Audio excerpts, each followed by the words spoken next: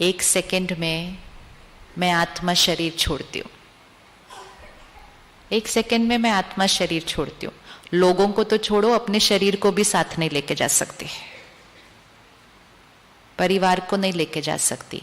लेकिन एक एक बात जो सुनी थी ना,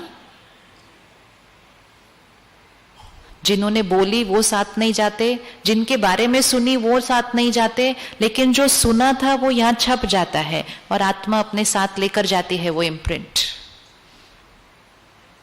तो मुझ आत्मा का जीवन जीने का तरीका ऐसा होना चाहिए कि जीते हुए भी बेदाग, और जो जीते हुए बेदाग होगा वही तो जाने के टाइम यहां से बेदाग जाएगा, वो तो जाने के टाइम साफ जाएगा ना। और जो जाने के टाइम साफ जाएगा, लाइट जाएगा, प्योर जाएगा, वो नेक्स्ट शरीर में प्रवेश करेगा। कुछ महीनों बाद एक बच्चा पैदा होगा, पंडित जी कहेंगे क्या भाग्य लेकर आया ये बच्चा। वो भाग्य किस आधार से बना होगा? वो बच्चे के संस्कार। वो संस्कार कहाँ बन रहे हैं अभी?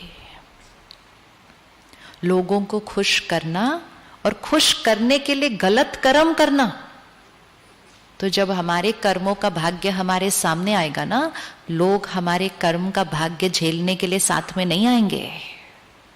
मेरा शरीर जब बीमार होगा, मेरे आसपास सारे बैठ सकते हैं, मेरी सेवा कर सकते हैं, लेकिन मेरी भोगना कोई नहीं भोग सकता, वो मुझे अकेले भोगनी पड़ती है। उस टाइम आप उनको बोलेंगे आपकी खुशी के लिए मैंने वो सारा कुछ किया था। तो आज से मुझे क्या बनना है? राजा। राजा, यस। तो वो ही खाएंगे जो हेल्दी है। ये प्रायोरिटीज है, प्रायोरिटीज को सेट करते जाएं कि वो खाएंगे जो हेल्दी है, वो बोलेंगे जो दूसरे के लिए एक दुआ है। कमजोरी सिर्फ सुननी नहीं है, कमजोरियां बोलनी नहीं है।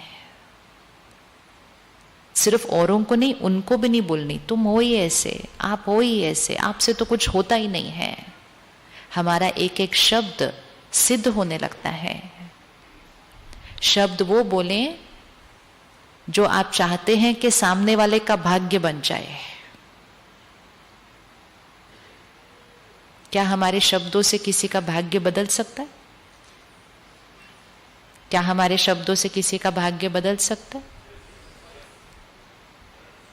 ये है power of the inner world. तो आज से हम अपने कर्म इंद्रियों पर राजा हैं। आज से कोई आकर अगर किसी की कमजोरी सुनाएगा तो 3-4 बार हमें बोलना पड़ेगा कि मैंने प्रतिज्ञा की है कि मैंने किसी की कमजोरी नहीं सुननी है। कुछ और बात है करते हैं, नहीं तो अपने अपने काम पर चलते। Simple. Why are we wasting our time and energy? हमें आदत पड़ गई है ऐसे बैठ के बातें करते रहने की। कॉन्वर्सेशन।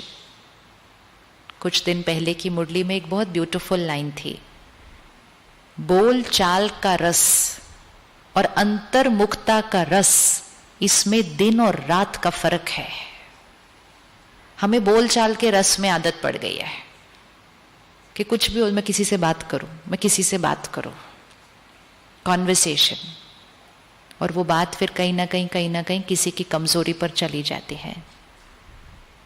तो बोल चाल वैसी हो जिसमें सिर्फ और सिर्फ हमारी और उनकी आत्मिक उन्नति होनी चाहिए। कर सकते हैं ऐसी बातें जिसमें आत्मिक उन्नति हो? कर सकते हैं ऐसी बातें जिसमें आत्मिक उन्नति हो? यस। 2-4 लाइन के बाद कॉन्वर्सेशन पूरी होने लगेगी, बहुत सारा टाइम बच जाएगा, बहुत सारी एनर्जी बच जाएगी।